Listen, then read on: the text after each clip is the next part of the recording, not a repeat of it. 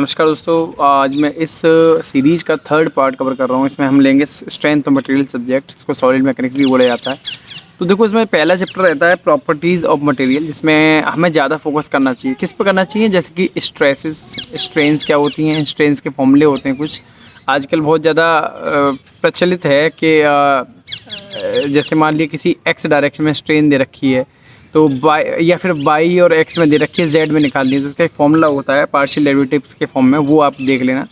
ये आजकल बहुत पूछा जाता है। प्रॉपर्टी से बहुत सारे क्वेश्चंस आते हैं, डक्टिलिटी, मेलिबिलिटी या फिर और एलोंगेशंस, डिफॉर्मेशन, इलास्टिसिटी, प्लास्टिसिटी। ये आपको पता होना चाहिए पॉइंट वाइज, बाई ग्राफ अगर याद करोगे तो ज़्यादा बढ़िया रहेगा कि ग्राफ में कौन सा पॉइंट आपका यह है।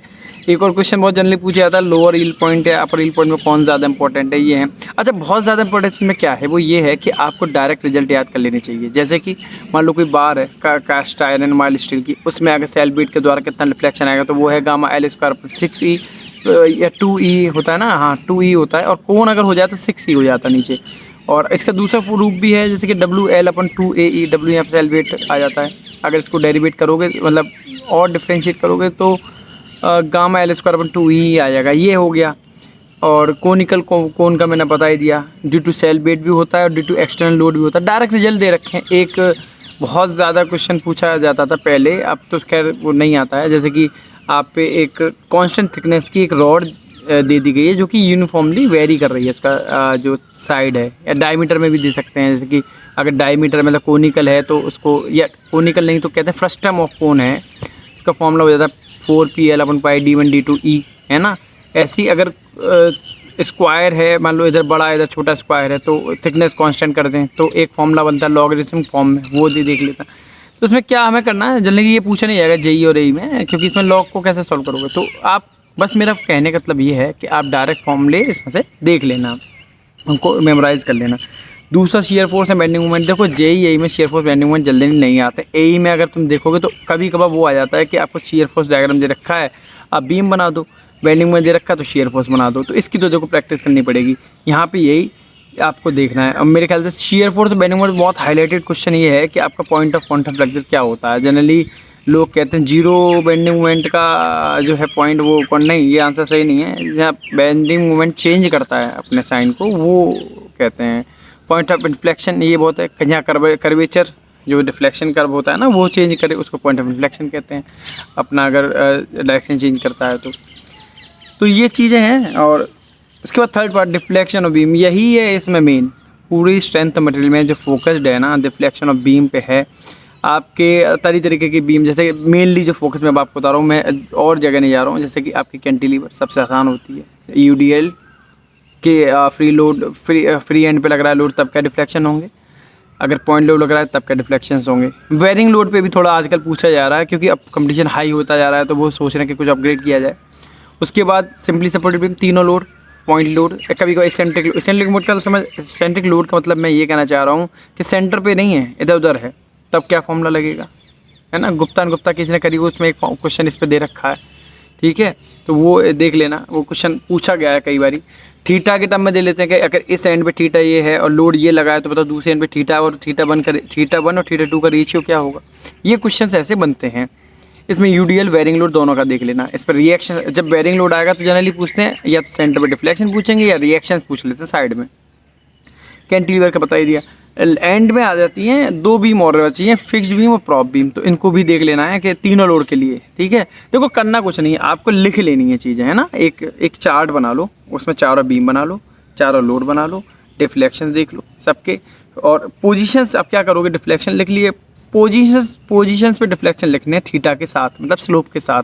स्लोप एंड में ही होते हैं कि इस एंड पे स्लोप 0 होगा या फिर कुछ वैल्यू होगी, ठीक है। तो सबको एक चार्ट बनाना है और चार्ट को अच्छे से A3 या A2 पेपर पे बढ़िया से इसको आप कहीं लटका दो, उसको बार बार देखो 4 साल तक लग जाते हैं लोगों को, मैं सच बता रहा हूँ। क्यों? क्योंकि ध्यान नहीं देते, सबसे हमें तो याद हो गया, लेकिन 4 साल तक लग जाते हैं लोगों को ये याद करने में। तो मैं ये आपका, मेरी वीडियो का मकसद यही है कि आप 4 साल क्यों लगाएं। आप अभी जब मेरा काम ही तो ये है ना, बताना कि कहाँ पे एनर्जी आपको लगानी है। तो मैं आपसे कह रहा हूँ वो 4 साल जो हमने खर्च किए वो आप ना खर्च करो, आप अभी खर्च कर लो, साला 2 दिन खर्च कर दो इसमें पूरे चार्ट में, 4 साल बचेंगे आपके, हैं। तो ये चीज़ आपको ज़रा देखनी है कि हम 4 साल ना लगाएं, हम अभी इसको याद कर लेते हैं और उसको एक दिन लगा लो, हफ्ते में संडे में आप डेली इसको देखो, हर संडे में आप इसको देखो तो आपको याद हो जाएंगे। डिफ्लेक्शन याद कर लिया, सॉम कवर हो जाता है, यकीन करिए मेरी बात का। प्रिंसिपल स्ट्रेन और प्रिंसिपल स्ट्रेस बहुत अच्छे क्वेश्चंस आते हैं अगर ईएस के लिए बैठ रहा है कोई या एई के लिए बैठ रहा है। एसएससी जेई में जनरल नहीं आता ना, नॉर्मल से क्वेश्चन पूछते हैं एसएससी जेई में कि प्रिंसिपल स्ट्रेस दे दिया, जैसे कि आपको एक रिलेशन याद होगा sigma X plus sigma Y equal to sigma 1 या सिग्मा प्लस सिग्मा 2, ये रिलेशन तो जनरली 3 दे देते हैं, एक पूछ लेता है, ठीक है। और आजकल बहुत प्रचलित है इसमें question angle of shear strain क्या होता है। जनरली हम एंगल ऑफ प्रिंसिपल स्ट्रेस का पूछते हैं, प्रिंसिपल स्ट्रेस अगर वहाँ पे होगी तो एंगल कितना होगा, फेलियर पे एंगल कितना होगा, लेकिन एंगल ऑफ शियर स्ट्रेस के आजकल शियर स्ट्रेस का फॉर्मूला बन गया है। तो वो क्या होता है, मेरे ख्याल से ऐसा होता है 10 2 theta S equal to -1/10 2 theta P, है ना। यहाँ पे थीटा पी प्रिंसिपल प्लेन है, तो ये एक फॉर्मूला है, इसको देख लेना। तो प्रिंसिपल स्ट्रेस में बहुत ज़्यादा फोकस नहीं होता है एसएससी जेई के लिए। बेसिक डेफिनेशन है एक तो एंगल ऑफ शियर स्ट्रेन या एंगल ऑफ मैक्सिमम ऑब्लिक्विटी, ये देख लेना क्या होता है। यहाँ पे दोनों का सम अगर मैक्सिमम हो जाए प्रिंसिपल स्ट्रेस शियर स्ट्रेस का, उसको मैक्सिमम ऑब्लिक्विटी बोलते हैं। थ्योरीज ऑफ फेलियर बहुत इंपॉर्टेंट है यार, बहुत ज़्यादा इंपॉर्टेंट है एसएससी जेई और तुम्हारा एई के लिए, तो इसको नहीं छोड़ना है, इसको बहुत अच्छे से करना है। चारों पाँचों जो भी हैं हमारी। ऐसे एक और बात, एसएससी जेई में आजकल बहुत ज़्यादा चीज़ प्रचलित ये होती है इसमें कि आपको उस थ्योरी का दूसरा नाम क्या है। जैसे कूलम थ्योरी को शायद मैक्सिमम शियर स्ट्रेस थ्योरी भी बोला जाता है मेरे ख्याल से, या मैक्सिमम शियर स्ट्रेस थ्योरी को कूलम थ्योरी बोला जाता है। इसके अलावा उसका एक और नाम है, ठीक है। तो जैसे सेंट बेनेडिक्ट थ्योरी कहते हैं इसको, आपका रैंकाइन्स थ्योरी कहते हैं मैक्सिमम प्रिंसिपल स्ट्रेस को, है ना। तो ये जो इनके नाम है वो देख लेना, और इस संग में ये और देख लेना कि कौन किसके लिए, ब्रिटल के लिए, डक्टाइल के लिए, ये इसमें अहम है। Bending stress theory, bending stress बहुत ज़्यादा इंपॉर्टेंट नहीं है, बस ये है कि आप इसमें भी एक चार्ट देखो, बेंडिंग स्ट्रेस और शियर स्ट्रेस ये दोनों के लिए एक चार्ट बना लो, प्लीज़ मेरी बात मानो इस चीज़ में। एक तरफ बेंडिंग स्ट्रेस के लिए हो जाएंगे, एक तरफ शियर स्ट्रेस के हो जाएंगे। अब क्या होगा, मैंने भी ये किया है, मैं आपको अगर पॉसिबल होगा नेक्स्ट वीडियो में फ़ोटो दिखा दूँगा। अब क्या है, सारे सेक्शन बना लो, circular, square, rectangular, circular, diamond और जो भी हैं सारे बना लो। अब उनके आगे bending stress point of wise के इस पॉइंट पे, जैसे टॉप पे, मिडिल पे, एंड पे, मतलब सेक्शन समझ ना, क्रॉस सेक्शन की बात कर रहा हूँ मैं। तो ये दोनों तरफ इसे बेंडिंग स्ट्रेस ना होगा, वैल्यू लिखनी है। अगर मन करे तो एक थर्ड कॉलम भी बना लेना, वहाँ फॉर्मूला लिख देना बाई या एक्स के टर्म में, जो होता है ना मेन फॉर्मूला, वहाँ वैल्यू डालते जाओ, फॉर्मूले मतलब एक्स की वैल्यू डालते जाओ और मेजर वैल्यू मिलती जाएगी। तो ये 3 कॉलम का चार्ट बना लेना, ये कवर हो जाएगा यहाँ से। कॉम्बाइन स्ट्रेस ज़्यादा नहीं पूछा जाता, ठीक है। अगर दोनों ये बेंडिंग स्ट्रेस शियर स्ट्रेस पूछे तो कॉम्बाइन स्ट्रेस कवर हो जाएगा। कैसे पूछ सकते हैं बताओ, जे में क्या क्वेश्चन बनेगा, मुझे लगता है कोई खास क्वेश्चन बनता है इसमें। स्प्रिंग्स का ओपन हेलिकल स्प्रिंग या क्लोज्ड हेलिकल स्प्रिंग, ये जो इम्पोर्टेंट हैं, तो बस इसको पता करना। हाँ, स्प्रिंग्स में वो आता है ना, तुमने पढ़ा होगा रेजिस्टेंस, जो पढ़ा था इलेक्ट्रिकल में, तो सेम कंसेप्ट लगते हैं, बस के पैरेलल में अगर स्प्रिंग्स है तो इक्विवेलेंट स्प्रिंग्स कितना हो जाएगा, ये क्वेश्चन पूछते हैं। अगर बस इसमें उल्टा होता है, लेकिन इलेक्ट्रिकल में पैरेलल में हम अगर होते थे, जैसे सीरीज में होते हैं सम कर देते थे, यहाँ पे सीरीज में होते हैं तो उल्टा करते हैं, ठीक है। तो इसमें बस 2 ही ये चीज़ देख लेनी है। उसके अलावा मुझे एक और है, डिफ्लेक्शन है। अगर तुम्हारी कोई स्प्रिंग है, ओपन स्प्रिंग है, इस पर लोड लगा है तो कितना फॉर्मूला आएगा, 64W ऐसा करके कोई फॉर्मूला है एक, तो वो उसको ज़रा देख लेना तुम्हें ना। ये 3 चीज़ें समझ में आया। एक तो पैरेलल सीरीज वाली स्प्रिंग के कनेक्शन इक्विवेलेंट स्प्रिंग कितनी होती है, दूसरा ये है तुम्हारी कि डिफ्लेक्शन कितना होता है। अगर उसी से तुम, अगर कोई तुमसे वो स्टिफनेस बता दो कि equal to W upon deflection की वैल्यू पता है, W तुम्हें दिए रखा है तो निकाल लोगे, कि समझ रहे हो, इक्विवेलेंट स्टिफनेस भी निकाल लोगे यहाँ से। तो ये चीज़ ज़रा देख लेना। टॉर्शन इंपॉर्टेंट है। टॉर्शन में तुम्हें जो इसकी बेंडिंग, जैसे बेंडिंग स्ट्रेस में बेंडिंग इक्वेशन थी, तो यहाँ पे टॉर्शनल इक्वेशंस होती हैं। सेम रिजेंबल कर सकते हो उसको, है ना, एक दूसरे से उसको रिजेंबल कर सकते हो, अच्छे से उसको देख लेना।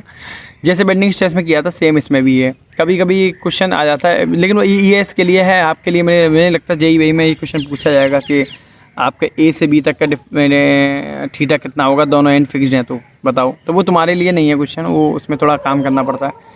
तो JEE के लिए सिंपल सी टॉर्जनल इक्वेशन देखना और बेसिक सा फॉर्मूला देखना, TL/JA जैसे कोई है थीटा का फॉर्मूला, तो ये देख लेना। और मतलब 2-3 चीज़ दे रखी हैं। उसके बाद कैसे एप्लीकेबल करते हैं, रिएक्शंस कैसे निकालते हैं फिक्स्ड एंड पे अगर टॉर्जन लगा रखा है बीच में, एक बार देख लेना इसको। जब रिवाइज़ करो तब ज़्यादा फोकस नहीं रखना है इस पर, ठीक है। क्वेश्चन से ज़्यादा क्वेश्चन आते नहीं हैं। थिक एंड थिन सिलेंडर, ये आजकल बहुत ज़्यादा प्रचलित है, क्वेश्चंस काफ़ी आने लग गए हैं इससे, पता नहीं क्यों आते, लेकिन आते हैं। छोटा सा पार्ट है, 1 घंटे में, अगर तुम नया भी पढ़ रहे हो, कोई स्टूडेंट नया भी कर रहा है तो 2 घंटे में कवर हो जाएगा और कोई नंबर देके जाता है अच्छे खासे। थिक एंड थिन सिलेंडर में, थिन सिलेंडर पे ज़्यादा फोकस रखना। एक क्वेश्चन भी आया था, दिल्ली में आया था, ये जो आपका दिल्ली जल बोर्ड में शायद, कि बताओ कि थिन सिलेंडर कब कहलाता है जब थिकनेस का रेशियो कितना हो जाए, 15 या 20 के इसमें आंसर रहते हैं, 15-20 जो भी आ जाए वो दे दो आंसर। ये क्वेश्चन हो गया। और तुम थिन सिलेंडर में क्वेश्चंस के जो जैसे कि पूछते हैं वो ये आपके कुछ रिफ्लेक्शन कितना रहता है या कितना है, ये सब देख लेना इसमें थिन सिलेंडर में। और स्ट्रेसेस जनरली हूप स्ट्रेस है ना, सरकमफेरेंशियल स्ट्रेस। और एक और लास्ट इसमें चीज़ बोलूँगा कि इसमें एक हाइपरबोलिक वेरिएशन होता है स्ट्रेस का, तो ये किसी भी नोट्स में आपको मिल जाएंगे, तो ये वेरिएशन ज़रूर देख लेना इनका, ये मेरी आपसे रिक्वेस्ट है। तो सॉम में का इतना ही मेरे ख्याल से कवर कर लेना। ये देखो मैं फिर से आपको एक अपनी हर वीडियो में बताता हूँ कि ये सिर्फ रिवीजन करने वालों के लिए है। आप पढ़ोगे, सब्जेक्ट थोरोली पढ़ना, रिवीजन करोगे तो मेरे ख्याल से 3 या 4 घंटे में सब्जेक्ट ख़त्म हो जाता है ना। और जैसे जैसे आप रिवीजन बढ़ाते जाओगे टाइम आपका कम होता जाएगा। करिए अच्छे से, ऑल द बेस्ट।